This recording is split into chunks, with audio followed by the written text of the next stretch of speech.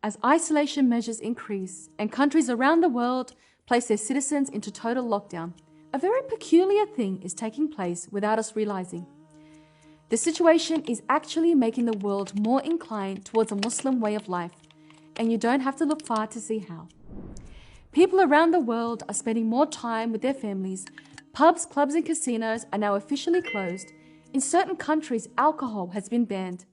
People are washing their hands more regularly, and suddenly it's becoming socially acceptable not to shake hands. This is quite significant considering Muslims have long struggled with explaining why we don't shake hands with the opposite gender. On the economic front, we've also seen interest rates reduced to zero, a clear win for Islamic finance. The President of the United States has held a national day of prayer, and people have begun shifting their hope towards a higher power.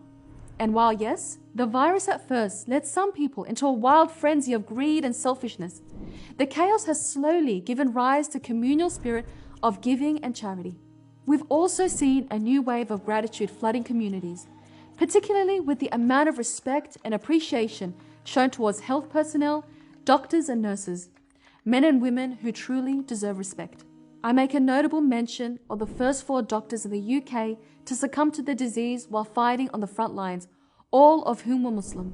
We also make a mention of our sister Arima Nasreen, a Muslim nurse in UK, who also sadly passed away after fighting the disease. May Allah have mercy on them all and grant them paradise. Yet what's really strange right now is the interesting stance many countries now have towards a face covering. Countries like France, Austria, Denmark, Norway, and the Netherlands, who have long been at odds with the Islamic face covering, even in some instances banning it altogether, are now embracing the cloth without hesitation. In fact, some of these countries have made such a dramatic transition that they've even enforced the covering by law. This means that the same cloth, which would have once left you with a hefty fine for being worn, will now leave you with a hefty fine for not being worn. If that isn't enough, we're actually seeing face coverings being paraded in French fashion shows. To make matters even more interesting, Donald Trump himself has even jumped on the bandwagon, not only encouraging the face coverings, but hijabs as well. A lot of people have scarves, and you can use a scarf. Scarf would be very good. So you can use scarves. You can use something else over your face. It doesn't have to be a mask. Could it be that everyone has now had a change of heart? Or have they too been inspired by the Muslim way of life?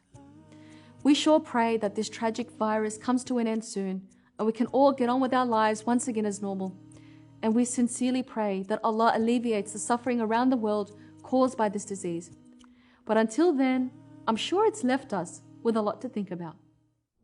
If you enjoyed this video and other content One Path Network produces, please visit onepathnetwork.com.